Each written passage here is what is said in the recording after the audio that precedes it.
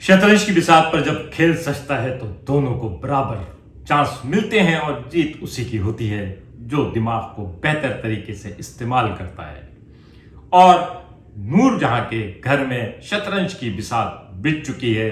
नूरजहां और नूर बानो अपनी अपनी बारी चल रही है और दोनों ही बज़ाहिर बहुत होशियारी दिखा रही हैं, लेकिन नूरजहां ने जो जेल के चप्पे चप्पे पे अपने जासूस छोड़े हुए थे, उस जासूस के ट्रैप होने के बाद अब वही जासूस ट्रोजन हॉर्स के तौर पे इस्तेमाल हो रहा है। जी हां, आप समझ गए होंगे। आज हम नूरजहां की किस नंबर 20 और 21 का रिव्यू करते हैं। अगर आपने अब तक मेरा चैनल सब्सक्राइब नहीं किया है तो प्लीज मेरा चैनल सब्सक्राइब करें और बेल आइकन प्रेस करें। नूर बानो ने जो शतरंज की बिसात बिछाई है उसमें उसने सबसे पहले तो अम्मा जान के सबसे अहम मोहरे सुंबुल को ट्रैप कर लिया है, सफीना को अपने साथ मिला लिया है और मुराद को आहिस्ता आहिस्ता इस बात का एहसास दिला रही है कि बहरहाल मुराद की उस घर में कोई अहमियत नहीं। सफीना जो अम्मा के तो खिलाफ थी, लेकिन अब नई डेवलपमेंट के बाद उन्हें भी बहरहाल थोड़ा सा सफीना की तरफ हो गया है, क्योंकि कुछ भी है, बहरहाल कितना ही बुरा हो, इंसान इंसान होता है और हर इंसान के दिल में अपनी औलाद के लिए रहम जरूर होता है, भले अम्मा के दिल में अपने तीनों औलाद के लिए रहम ना हो। सुंबुल ने जो सफीना की आग लगाई थी और उसकी जो सफीना की बेइज्जती हुई है, और उसके बाद फैमिली मीटिंग में जो धमाका हुआ है वो एटमी धमाके की तरह था, क्योंकि वो लोग जो प्लान कर रहे थे कि हम अदालत जाएंगे शरीयत के मुताबिक, वैसे शरीयत में भाई का हिस्सा नहीं होता, 6 लोग हिस्सेदार होते हैं, माँ बाप, मियाँ बीवी और औलाद, सातवां कोई नहीं होता। हाँ, ये 6 ना हो, मरहूम के ये 6 ना हो तो फिर सातवां होता है, लेकिन बहरहाल वो किसी न किसी तरह से अदालत में जाना चाह रहे थे, उसको धमकियां लगा रहे थे, लेकिन अदालत में तो उस वक्त जाते जब जायदाद मुख्तार शाह के नाम पे होती।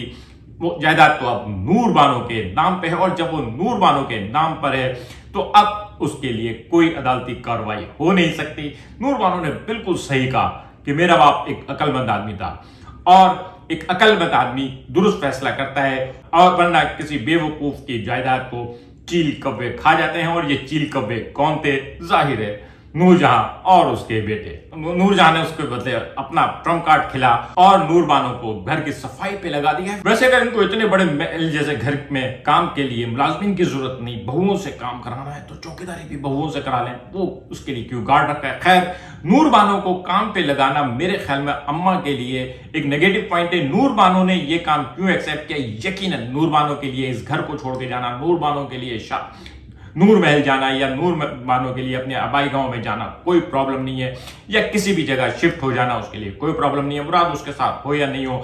लेकिन नूर बानो ने सर झुका के इस हुक्म को माना है, और वो इसके जरिए क्या हासिल करना चाहती है ये टर्न एंड ट्विस्ट तो आगे जाके पता चलेगा। लेकिन उसने मुराद को अपने साथ जाके चेक बांट कर इस बात का एहसास जरूर दिला दिया है कि एक तरफ वो औरत है जिसके मुलाजमीन की तनख्वाहें लाखों में है, और दूसरी तरफ वो मुराद के लिए, मुराद की वजह से मुराद के घर में मासियों वाले काम कर रही है। It is damaging, it is too much damaging. और फिर वही हुआ जब पीरनी साहब के मुरीदों ने पीरनी साहब को झाड़ू लगाते देखा तो नूरजहां जो कुछ हुआ वो इस किस की लाइमलाइट थी, और खास तौर पे नूर बानो और नूरजहां के दरमियान लफ्ज नूर के ऊपर जो बात हुई है कि मैं अपने बाप का नाम नहीं छोड़ूंगी, तुम बता के जाओगी मैं अपने करोड़ों का काम नहीं छोड़ सकती आपके घर के कामों के लिए। इस वक्त एक कश्मकश है, एक तरफ नूरजहां मुराद को अपनी तरफ ला रही है, लेकिन मुराद के दिल में एक ठेस ये भी लगी कि जब हुनैद ने उसको मना कर दिया कि हीरो के जो उपहार था जो वो अपनी बीवी को देना चाहता था, यानी एक तरफ वो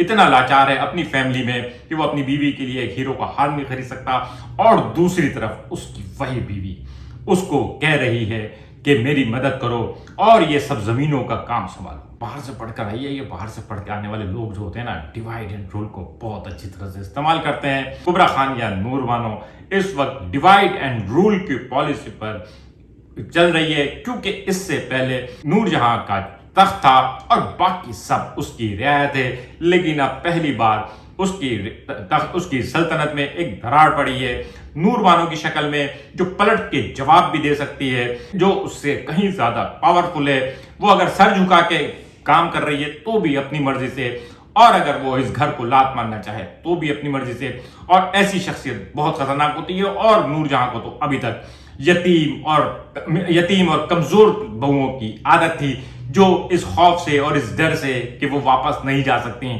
اس کے آگے آواز نہیں اٹھاتی تھی, اس کی ہر طرح سے کرتی تھی. سنبل نے تو چمچا گیری کی حد کر دی.